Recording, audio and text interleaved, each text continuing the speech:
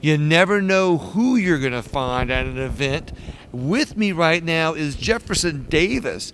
Jefferson, how are you doing there? I appreciate it. Doing great. Thanks for having us. We're delighted to be here from Wisconsin and be part of this unbelievable event that will hopefully get our country back as far as election integrity. You know, it's really interesting. That is really your name, right? It is. But to know that here you are in today's times under the same name doing something that's important to our country to protect it from what somebody said up a long time ago. Well, what's really Making interesting. that time gap. Well, what's really interesting from many perspectives is the Jefferson Davis lived in my hometown in Wisconsin. So he graduated from West Point in 1828 at the age of 20, was sent here by the United States Army to help settle the French-Indian fur trade conflict, served under Zachary Taylor, who was also stationed in Wisconsin at the time, and there were three forts, Crawford, Winnebago, and Fort Howard.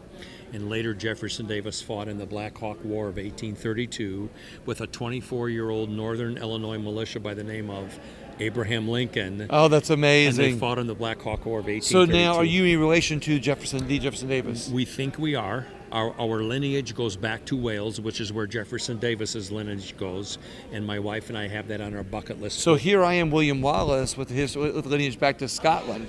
How do you like that? So you're part of the United Kingdom as well. You see that? Yeah. So let's talk about, you're from Wisconsin, you're here at Election Integrity. You've got an idea on a way to not only help the election integrity movement, but to be able to keep it under watchful eye, but how to improve elections. What's your idea? So what we did is 2 years ago, a bunch of us attended an election integrity rally at the steps of the Capitol in August of 2021. Retired Milwaukee County Sheriff David Clark put a rally together, and probably 8-10 of us afterwards got together and said, "What did you think of the rally?" "Oh, good. Do you think anything's going to get done?" Everybody's feeling all great and all warm and fuzzy. Exactly. But and then you go home and right. go back to sleep. So we sat down and we put an action plan together. So fast forward to where we are today, 24 months later, and we have identified 51 different election integrity issues in Wisconsin that we monitor every single day, and we have broken that down to 8 that we believe if we can get addressed by December 1st, so 120 days from now, we have a chance of winning in Wisconsin. And when you're ready, I can quickly elaborate on those 8. Well, let's do that real quick. Sure. So very briefly, the 8 issues are this. We want to vote on a constitutional amendment that will get rid of the Mark Zuckerberg money and staff from coming in here to Wisconsin and running. They tried that. Louisiana failed. Next. Well, we're going to win. Okay. And that's in April of 2024. The second thing is we want to make sure that you can prove that you're a United States citizen to vote in Wisconsin. Seems logical. Number 3, we want to implement State Statute 5.40 to get rid of the voting machines, which allows us to do that. But no community in Wisconsin has voted on that yet. And when we get back from the summit, we're going to start doing that. Number 4, we believe we have identified somewhere around 436,000 phantom voters embedded in our voter roll, and we want to go to court and get those removed. We've also identified 3.9 million extra names that are being moved from the inactive list to the active list and back, sight unseen to the naked eye, and we want to get that legislation passed and get rid of that. I get it. We also have identified Smurfs.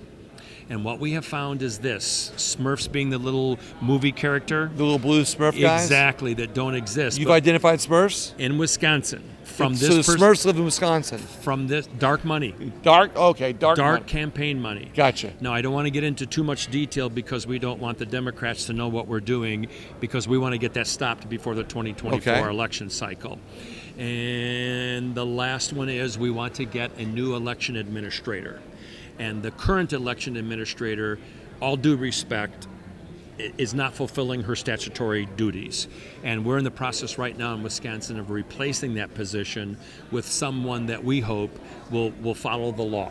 So what a concept. So when you put those 8 things together, and if we can implement that now, before December 1st, we believe we have a fighting chance to win Wisconsin's 10 electoral college votes for the next president of the United States. Let me say this, not just for the next president, but for the correct president. And I say it that way because, you can say we're casting our votes for the president, but if that president didn't actually win your votes, I I get what you're going though. Excellent point, because here's how we feel in Wisconsin, the majority of people.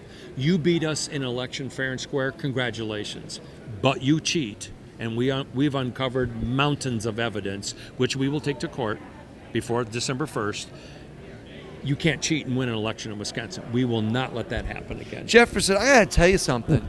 This is really one of the most thought out plans, a plan of attacks in the state that I've heard in a while. Now I haven't heard, I've done, a bunch of interviews today, right. But I'm sure there's somebody else that has one. But this one is actually really a really good, well thought out plan of action that what I like about it is that there's actually a contingency plan, a hidden contingency plan, that if one or some or more, all of those don't work, or don't get through, you're going to expose a lot of stuff in the process.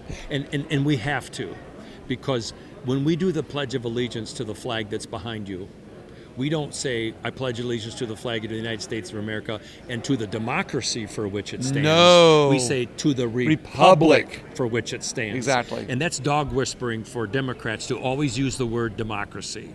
But you know as well as I do, it's a constitutional representative republic. And that's all we care about. Designated by our electoral college. Correct. Yeah. So, that being said, what else what else are you working on in Wisconsin besides that? Because this is really interesting. So the biggest concern right now that we're focused on in the next 120 days, and it's incrementally being implemented either legislatively, through the law enforcement, or through the legal court system. And then what we do is we look at the logistics and how do we lobby for that. So when you put all 5 of those things together during the next 120 days, we hope the next time we talk, we've got some updates that will give people hope and encouragement all over America, because the model we've developed in Wisconsin can be implemented anywhere, and they can steal our ideas and make it work in their state. So tell me, when is your next legislative session in Wisconsin? September 12th through the 21st. So that's imminent. So okay. Yeah. And what we hope to address in that list of 8 are the United States Constitutional Citizen Amendment,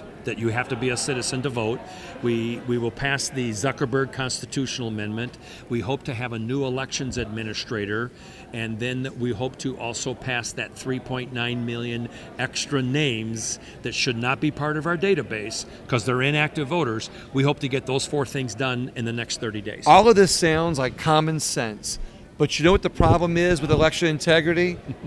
That a lot of the people that are getting away with what they're getting away with aren't relying on, or they're relying on the lack of common sense, we'll say. That we won't do anything. And I'm so glad lack of inaction. Exactly. And I'm so glad you brought up common sense, because I have a degree from the University of Wisconsin, but I also have a CS degree, an HAB degree, and a UYB degree. Do you know what those stand for? I have no idea. My CS degree is in common sense. Okay. My HAB degree is in have a brain, and my UYB degree is in use your brain. So when you put those 3 things together, we all have those things. Exactly. Just do it. And that's the action plan that we have for Wisconsin. I love this. And how can somebody find out about this plan? Do you have a website or something? We are under the radar screen because we don't want to have bots and trolls. But what they can do is they can send me an email, and it's Davis, Davis, the word for, FOR, president, and that's by default. I did not choose that address.